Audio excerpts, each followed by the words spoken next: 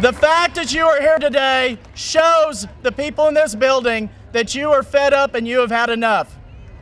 But I will tell you, it cannot stop today. It cannot stop here at this rally today. We need you speaking up every single day.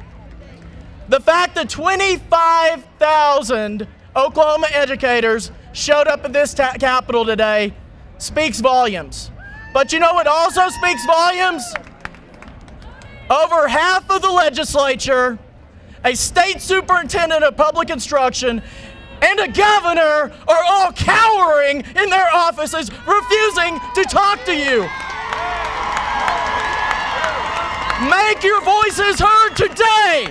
Speak up and make sure you're heard, and speak up November 4th at the ballot box. Send them home so you don't have to come back here and do this again. Thank you for being here today. My name is Emily Virgin, and I represent District 44 in Norman. And I just want to share with you guys some numbers that you can take into your legislators to share with them. But the bottom line is that you as teachers, you as administrators and students are doing more with less every single year.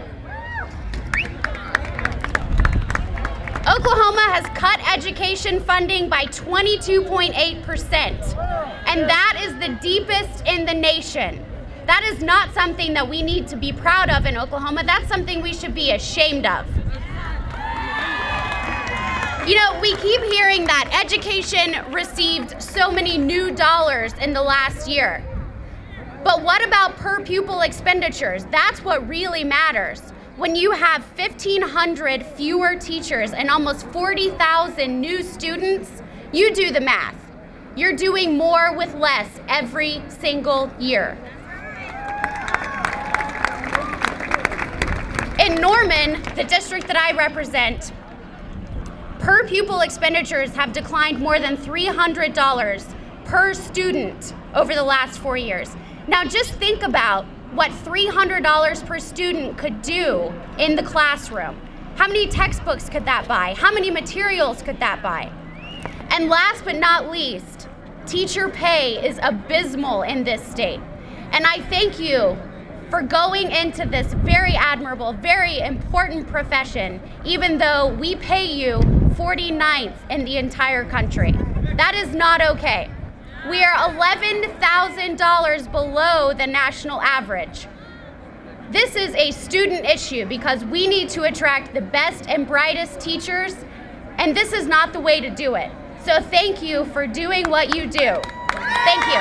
Your classroom sizes are getting bigger. You're not having any paper. You're not having any supplies. You do more and more. And what happens? It's bad for the kids, isn't it? Do you agree? So what are you going to do? You showed up today. Woo! And guess what? When we talk about tax cuts, that means more and more cuts to schools. When we see in the newspaper that schools that are known for their excellence, schools like Inman cutting $4 million, schools like Stillwater cutting $2 million, schools in my district who have $600 or $1,500 carryover, what's going to happen to them? They're going to be in bad shape because we need more money. Do you agree? So guess what? You guys are on the path today. You showed up, and you showed up for who? You showed up for kids. Because we have got to get it right at this Capitol. They can't wait. We need funding now. Guess what? If there's money, and there is money, it needs to go to public education. Do you agree? So what are you going to do about it? You can't let today stop. You got to take this energy and you've got to keep going because we need more of you and more of you.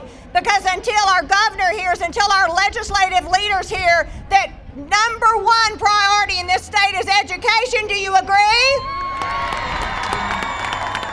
Until they hear that message loud and strong, we can't do what we need to do for kids. I'm here to fight for kids. Are you with me?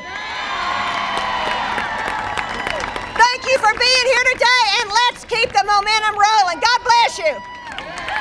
Love being here, but thank y'all for being here. We, legislators, needed this.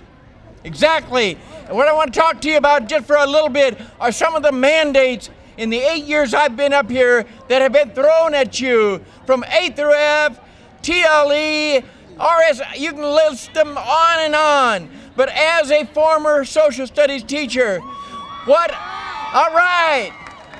I'm saying is, if I had had all the testing that you guys are facing, would I have done the following?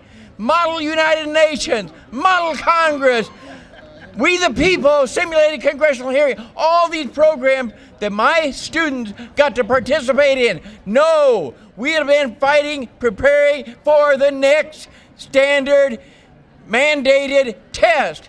What I'm saying is, you guys are sending us a message, not only about the budget, but let us as legislators do what we need to do now, and that is give the classroom back to you, where it belongs. We have been marginalizing board members, local boards. We're marginalizing administrators and classroom teachers. What I'm saying is, we need to back off, and we're starting to get the message, but you guys sent it today. Thank you so very much for sending that message. Thank you. And now, our wonderful Senator Garrison, who also fights hard all the time for education. I've been telling my colleagues in the Senate that one day there will be a day of accountability. I said, you keep running these doggy old bills out, the A through F, the social promotion, all of these bills. One of these days, our teachers are going to come to the Capitol and demand that you pass legislation that's friendly to teachers and friendly to our students.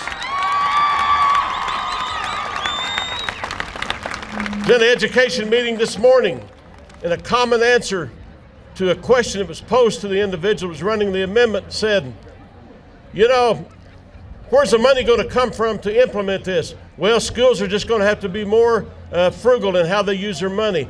Believe me, we just about frugaled ourselves out of business. Thank you for being here. Thank you for what you do as teachers, and God bless every one of you. I'm Jerry McPeak, and I'm a teacher. You guys make a difference every day. You make a difference in the lives of people that are going to be the future of America. You're it. But in here, they don't hear you.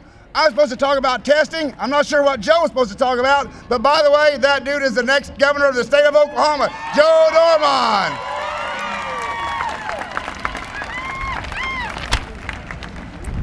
And this is what happens up here. They want me to talk to you about testing. I should listen to you. The people in there need to listen to you, not the other way around. You know already that we're taking hours and hours of testing. Too much testing, too much money, too little time to teach, right? Too much. We're increasing hours, but what happens? Because I listened to you, you wanted me to run a bill 2 years ago. It's called Freedom to Succeed, to allow the children that you passed in the class to go ahead and get their diploma. But no, they didn't hear that. This summer, you said, Jerry, there's too much testing. We need a bill that says there's too much testing. So we ran a bill. We wrote the bill. You cannot test more here in Oklahoma than what they test nationally. They did not hear it. No surprise there. So you're here. I'm supposed to tell you about testing. We try to tell them in there about no more testing. You're doing it too much. You're testing the kids to death. You're treating our teachers bad. They don't have time to teach, and yet you want to tell them what they're not doing, but you take 3 weeks out of every year to test? That can't be right. Thank you guys for being here. Around the corner was a nonpartisan rally. This event is to demonstrate to the people of Oklahoma, the educators of Oklahoma, that every Democrat in the state Senate and every Democrat in the state House uniformly stands with public educators in Oklahoma.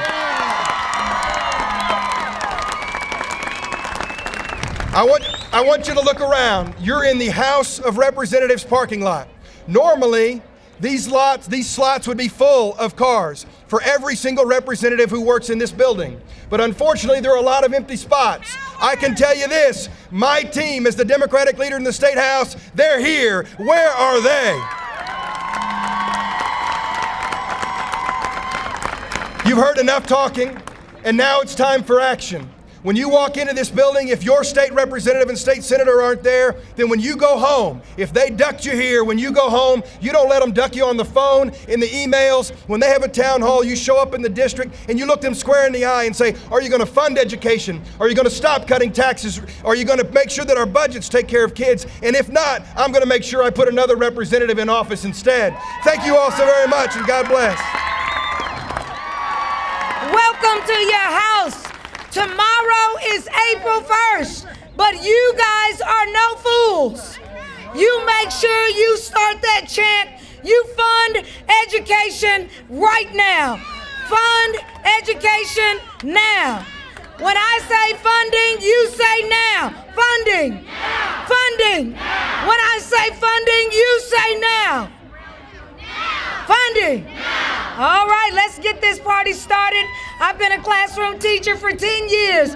I've bought supplies. I know exactly what you're going through. But I decided to make a change, and I ran for office so I could be at the table. Because when you're not at the table, you're on the menu. Now, anybody? Absolutely. It doesn't take rocket scientists to know that we need to vote yes for House Bill 2642, but why are you still in the classroom when a McDonald's manager makes more money than you? So when you see the sign SOS and it says Save Our Schools, you go in there and you ask your legislator who's for kids and who's just kidding. Let's get this funding, let's get it done. 49th in the nation is not okay. Let's go do it.